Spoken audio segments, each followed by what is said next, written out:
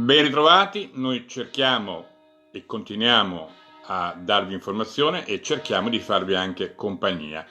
Oggi lo facciamo presentando un appuntamento che è particolarmente rivolto in questa direzione, ma è anche un modo di farvi conoscere, farvi scoprire tante cose che, per quanto voi ne sappiate di cavalli certamente più di me, sono certo che non le sapete tutte. Questo ve lo dico perché ho avuto la fortuna di poter assistere almeno in parte a uno degli incontri organizzati presso la sede regionale di FISA Veneto a Padova, incontro tenuto dalla persona che è qui nel monitor, chiedo scusa, perché non riesco a farvelo vedere veramente, che è Umberto Matuscelli. Questi incontri purtroppo si sono dovuti fermare per questa situazione che stiamo tutti vivendo, ma noi vogliamo fare in modo di creare un'occasione comunque perché vi possiate parlare, vi possiate informare, possiate ascoltare. E allora io passo la parola,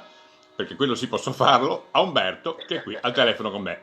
Piacere Umberto, mentre già c'è chi ci manda i messaggi come Alessandra che ci saluta. Prego Umberto. Grazie Fabio. Sì, è come dici tu, insomma, il progetto che Clara Campese, presidente del Comitato regionale Veneto, aveva proposto e che avevamo messo in pista, diciamo, tra la fine di dicembre e i primi giorni dell'anno 2020, era un progetto teso a raccontare e condividere con tutte le persone amanti dello sport equestre alcuni aspetti della vita del nostro sport. E anche della storia, per quello che ho sentito io, perché davvero hai raccontato cose straordinarie. Sì, e della storia e certo. E quindi insomma diciamo che era stato un progetto un po' sperimentale, quello voluto da Clara e che abbiamo studiato insieme.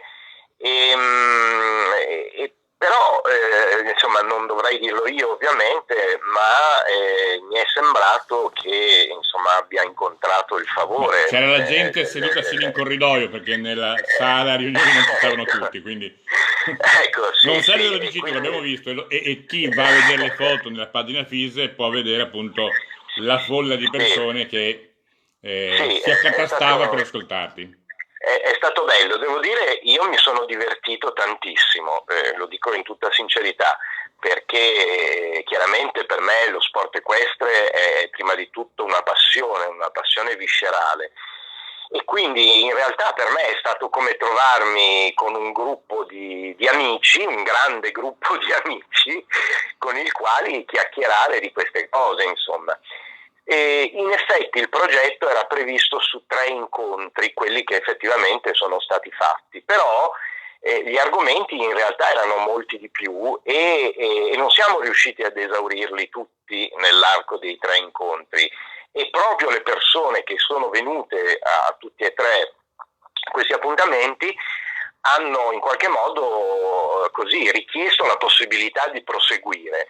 E quindi dopo un attimo di riflessione con Clara Campese, con Nicoletta Bonomo, avevamo deciso di prolungare il progetto e di portarlo avanti lungo altre tappe. Cioè, diciamo, sei tu che porti sfortuna, l'hai prolungato e ci è arrivato il Covid-19. Non dovevi farlo. Esatto. E quindi in realtà non è mai partita questa seconda parte, diciamo, no? E dopodiché insomma le vicende che sono intercorse le conosciamo bene tutti. Abbiamo passato i primi periodi così un po' chiaramente tutti presi da ben altre incombenze, da ben altre preoccupazioni.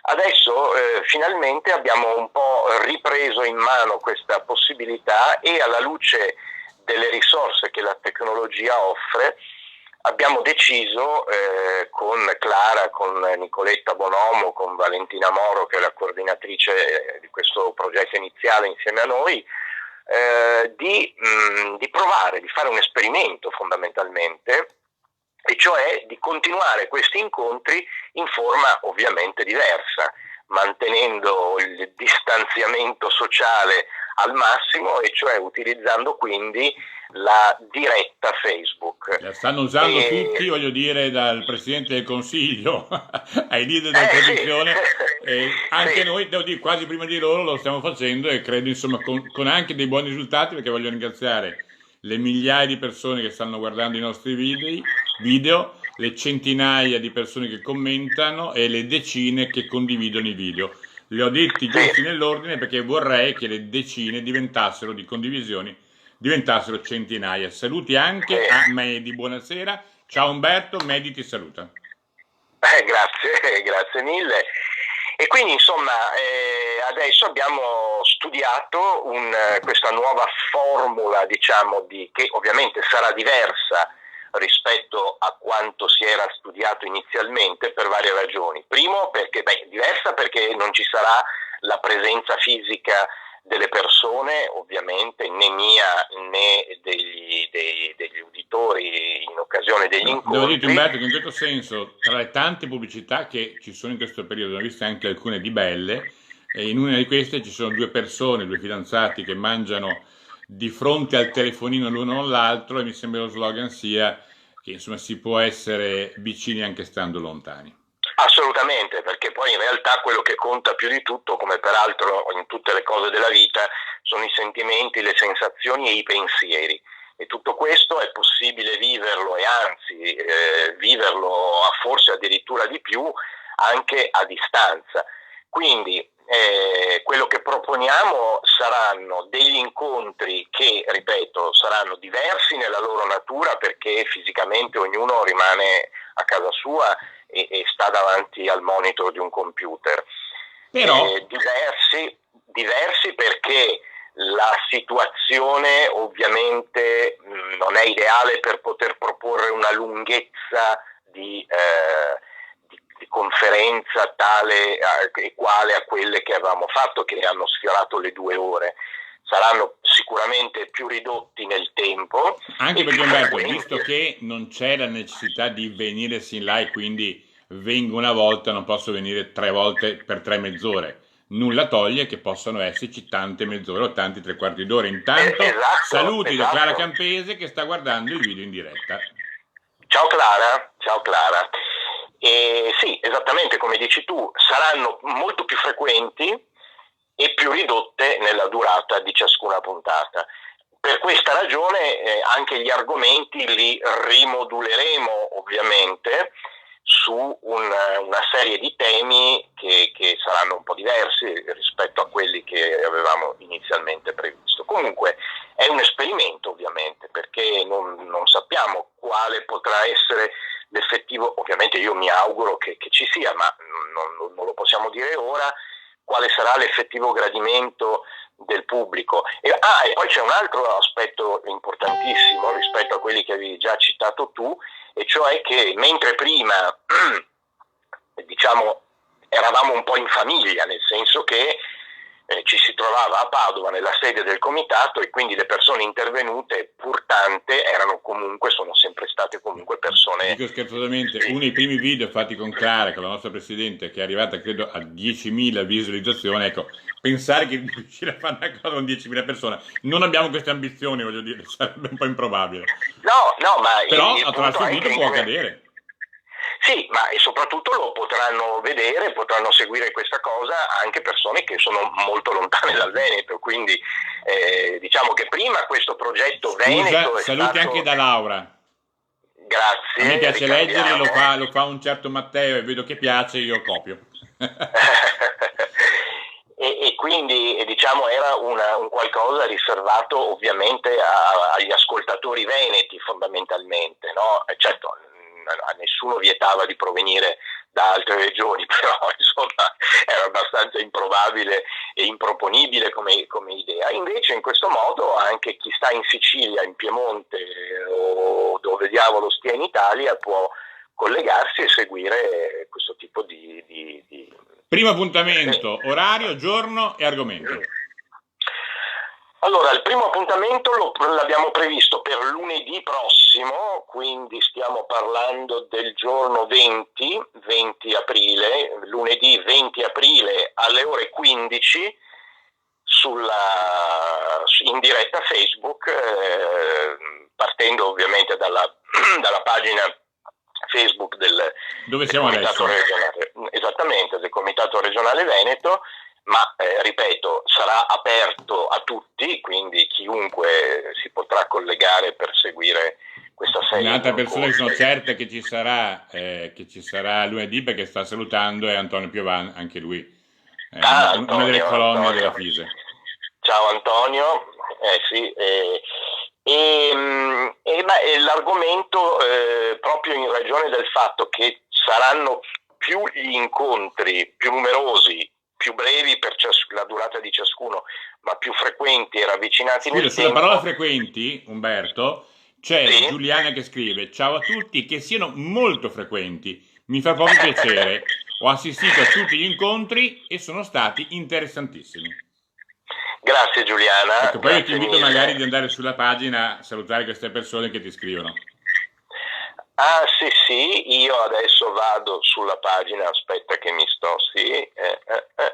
E sta scrivendo Clara che è molto contenta per questa iniziativa. Abbiamo la fortuna di avere Umberto e Valentina Moro che sono un valore insostituibile. Ricordo che Valentina poi la intervistammo proprio in occasione di questi tuoi incontri per raccontare come era nata l'idea. Quindi se volete Sì, l'intervista con Valentina c'è nella pagina Fise, basta cercarla. Poi terminato questa presentazione, insomma, puoi conversare con loro, mi sembra una cosa carina. Ti dicevo, un po' mi sono perso, abbiamo detto l'argomento? no, l'argomento sarà, poi ti dirò una cosa che per esperienza già vissuta sulla base degli incontri che abbiamo fatto, siamo sempre partiti con degli argomenti precisi ovviamente, poi lungo il corso della narrazione abbiamo fatto spesso delle Divagazioni. deviazioni, diciamo, delle divagazioni, esatto, che hanno dato a loro volta origine a ulteriori possibili diramazioni di narrativa, diciamo. Comunque fondamentalmente il tema portante ho deciso che potrà essere quello dello sviluppo dei campionati internazionali nel corso della storia. Dai, un aneddoto, un'anticipazione, una curiosità, una cosa che gli altri non sanno e che tu sai. Dacci una... Guarda, credo che una delle cose più belle, senz'altro, che la storia dei campionati internazionali dello sport equestre ha dimostrato nel corso degli anni è stata quella di cui peraltro abbiamo già parlato con il gruppo di persone che è stato presente quel giorno, ma la medaglia vinta da un amazzone. Dunque aspetta che adesso vado anche a riprendere. Intanto c'è Daniela che ti dice: Umberto, grazie, è un piacere ascoltarti. Grazie mille, grazie mille. No, gli aneddoti, no, questo ne abbiamo già parlato e ce lo conserviamo, anzi, Vabbè, ma tanto in lì cui lo lo sapranno rifaremo. 30 persone, lo saprà 40, 50, ma qui lo Però, sapranno 3000, puoi dircelo. sì. No, però in realtà la cosa bella è che ogni campionato internazionale ha raccontato delle storie, fondamentalmente. Ogni campionato internazionale, ogni Olimpiade, ogni campionato del mondo, ogni campionato d'Europa, insomma, sono i momenti in cui lo sport si esalta al massimo livello e nello stesso tempo quindi c'è la concentrazione massima di eventi, di storie, di aneddoti, di decisioni anche, perché poi Dicene una, dai, non farti pregare. insomma, vabbè, diciamo che per noi sicuramente l'evento massimo sono state le Olimpiadi di Roma nel 60, quando abbiamo avuto i due fratelli di Inzeo sul podio, medaglia d'oro, medaglia d'argento. La cosa che mi ha sempre particolarmente colpito è il fatto che anche su YouTube, per esempio, chiunque può accedere e verificarlo di persona, c'è un filmato in particolare in cui si vede l'errore che Piero D'Inzeo su The Rock ha commesso in uscita da una gabbia che gli è costato praticamente il barrage contro il fratello Raimondo per la medaglia d'oro. Piero Adinzeo ha vinto la medaglia d'argento. Quello è un errore abbastanza marchiano, evidente, e molti si sono domandati come sia stato possibile che Piero Dinzeo possa essere incorso in un errore del genere. Io stesso a suo tempo, salvo scoprire che, questo forse è un po' per addetti ai lavori, però è una cosa molto importante perché viene da una serie di storia di equitazione. Comunque il direttore di campo di quell'edizione del concorso delle Olimpiadi di Roma, che era il generale Lombardi, metteva le distanze sbagliate all'interno delle combinazioni. Tu sai che una gabbia è una successione di due ostacoli, no? La distanza non era quella giusta. Esattamente. Allora, e quindi le battute del cavallo cambiavano. Esatto. E quindi se tu metti una distanza sbagliata vuol dire che una falcata di galoppo può essere insufficiente e due, però insomma, capisci? È un problema, certo. Cioè tu ti ritrovi in una cavallo a fuori tempo. Esattamente, e quello è stato un errore che molti si sono chiesti come mai, no? Però in pochissimi sanno che una delle caratteristiche più, diciamo, particolari di quel tipo di percorsi era proprio quello di... E perché nasceva questa cosa? Perché si pensava che il vero cavaliere dovesse saper risolvere quel problema. Che cos'era la gabbia? La gabbia era la riproposizione del passaggio di due staccionate su di un passaggio di strada una volta in campagna, quando si saltavano le cacce alla volpe o eccetera, no? E quindi il generale Lombardi diceva: non troverete mai una distanza giusta tra due staccionate attraverso le quali passa una strada in campagna, quindi dovete saper superare. Questo era il concetto. Già nel 1960, voglio dire, quindi non è che stiamo parlando proprio della preistoria. Quindi oggi potrebbe ancora accadere?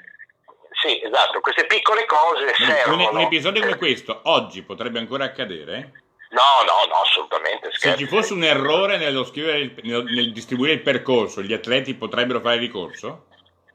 Sì, ma certo, a parte il fatto che è impossibile che questo accada perché i direttori di campo vengono formati secondo... Ma l'errore appartiene all'essere umano, voglio dire, cioè... Sì, però quando tu metti un percorso lo verifichi con le rotelle metriche, con il laser, con il direttore, come adesso non mi viene l'espressione. Claudio, grazie Umberto. Questo percorso formativo è molto importante perché serve a rinfrescare la memoria e a capire quanto è stato importante il cavallo a fianco dell'uomo. E grazie anche a Clara per questa iniziativa.